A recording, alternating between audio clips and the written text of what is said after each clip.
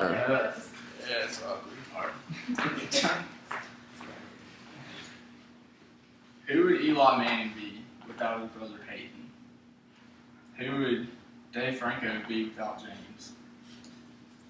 Would we know these people without the impact of their older brother?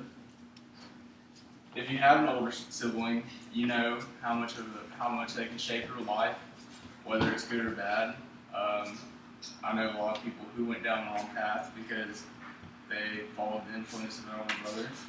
But luckily for me, my brother was a great example for me growing up, and I learned a lot of things from him. My older brother Eric has had a significant amount of influence in the development of my academic and personal path. We pretty much grew up together. He's only 3 years older than me, and we have a lot of the same interests, so we're always spending time together. With Eric being 3 years older than me, we have been able to, learn together too. We both grew up in North Texas. I was into dinosaurs and Eric was into pirates, so I had to learn to be versatile and play pirates with him and do both. I would want to make better grades in school than him, and I was really competitive about that and didn't want any B's or anything when I was in elementary school. Whenever I was younger, I remember while I was in kindergarten, he'd be stressing me out with your homework, and I used to say I wish I had homework to do, so I could try to be better than him at it. He played basketball, soccer, powerlifting, and football in high school, and by his senior year, he only played football, and it was his favorite. Many would describe Eric as strong as an ox because he was always striving to break records in the weightlifting department. Throughout life, Eric has always been humbled by the accomplishments he achieved, grateful for the talents he was given, and mindful of those in need. He was always helping out people on the team, giving people rides, and bringing people where they needed to be. He was a really good teammate. A lot of coaches would describe him as a leader. But besides football, he was always learning on his own, buying books and magazines and listening to talk radio and kind of getting different sources of information, forming his own opinions. And one saying that he used to say is, "Would you rather live on your knees or die on your feet?"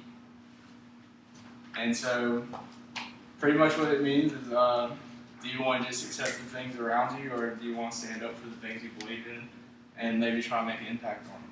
And I think that describes Eric well. Many of the lessons I learned were through sports, as well as in the classroom. With sports, it was more than just going up to school early when my legs were still sleepy and my eyes were heavy, and having to work hard. It was also respecting my coaches and the people who worked at the school, and always just doing things the right way with integrity and respect. To Eric, life was football, and I mean that as in everything he did, he would always keep striving, try to improve at it.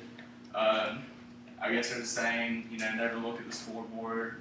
He was never getting down on himself and always trying to do better things. He was always, throughout high school, even though he was involved in sports, he was always prepared for life after high school. He wasn't in the top 10%, but he worked hard and studied for his SAT and ACT scores, and got high enough where he got accepted to A&M. And his senior year, he spent a lot of time researching schools, and then he talked to me about that a lot as well, so I kind of picked up on it. Having older brother has been a blessing in more ways than I can remember. Having Eric as a role model has always helped me make the right decisions. And now that I'm older, I'm continuing to dedicate myself to learning, loving, and living as much as I can. As a brother, Eric has embarrassed me thousands of times. As a brother, Eric has taken advantage of me at times, as many siblings do. And as a brother, Eric has showed me how to respect myself and the world around me. Thank you. Damn, 5 minutes for a trial.